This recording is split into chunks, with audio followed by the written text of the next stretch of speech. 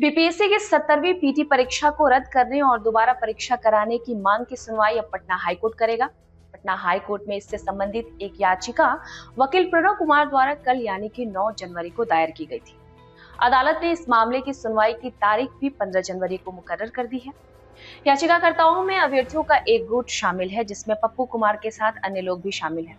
कहा जा रहा है कि यह बीपीएससी परीक्षा से संबंधित मांगों वाली वो याचिका राजनीतिक दल जनसुराज की ओर से दायर करवाई गई है, क्योंकि जनसुराज के सूत्रधार प्रशांत किशोर ने पहले ही ऐलान कर दिया था कि उनकी पार्टी अभ्यर्थियों से बातचीत करने के बाद इस मामले को हाई कोर्ट में लेकर जाएगी। आपको ये भी बता दें कि इसके पहले बीपीएससी की 70वीं पीटी परीक्षा को रद्द करके दोबारा परीक्षा कराने की मांग वाली याचिका सुप्रीम कोर्ट में भी दायर की जा चुकी है, जिस पर सुनवाई करते हुए सीजेआई संजीव खन्ना, जस्टिस संजय कुमार और जस्टिस केवी विश्वनाथन की बेंच ने याचिकाकर्ता से कहा था कि इस मामले में वो पहले हाईकोर्ट जाए। मालूम हो कि याचिका एक लॉ फॉर्म द्वारा दायर की गई थी। इस याचिका में प्रदर्शनकारी छात्रों पर किए गए लाठीचार्ज के लिए जिम्मेदार जिले के एसपी और डीएम के खिलाफ कार्रवाई भी करने की मांग की गई है।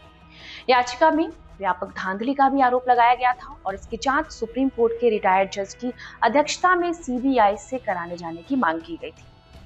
अब चूंकि अभ्यर्थियों का एक गुट हाईकोर्ट पहुंच चुका है और अदालत ने याचिका मंजूर करते हुए सुनवाई की तारीख भी तय कर दी है, तो जाहिर है कि 13 दिसंबर को परीक्षा होने के बाद से इसमें धांधली का आरोप लगाकर जो अभ्यर्थी लगातार धरना और विरोध प्रदर्शन कर रहे थे, उनके मन में एक आस तो जगी ही हो।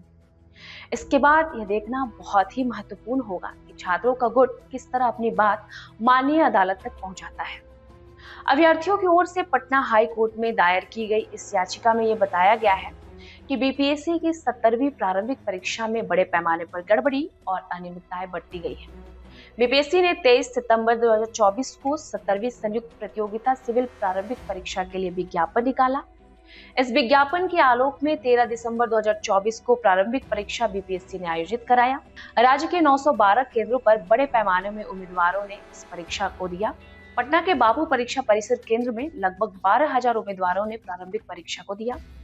याचिका में यह कहा गया है कि काफी उम्मीदवारों को तो प्रश्न पत्र उपलब्ध ही नहीं हुआ।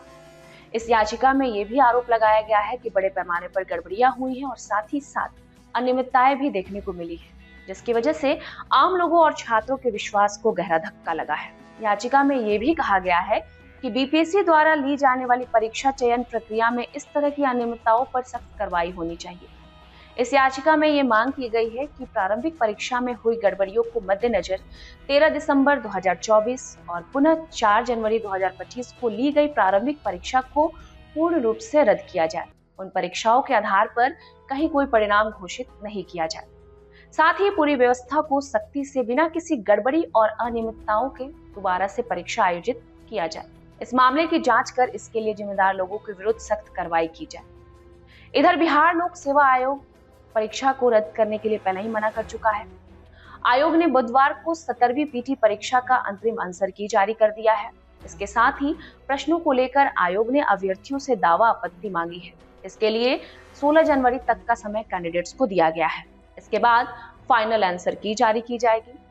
ऐसे में अभ्यर्थी बीपीएससी की वेबसाइट www.bpsc.nic.in पर जाकर अपना आंसर की देख सकते हैं। तो ये थी बीपीएससी से संबंधित खबर जो आजकल पूरी तरीके से सुर्खियों में बनी हुई है।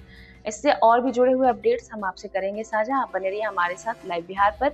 मैं थी आपके साथ सृष्टि।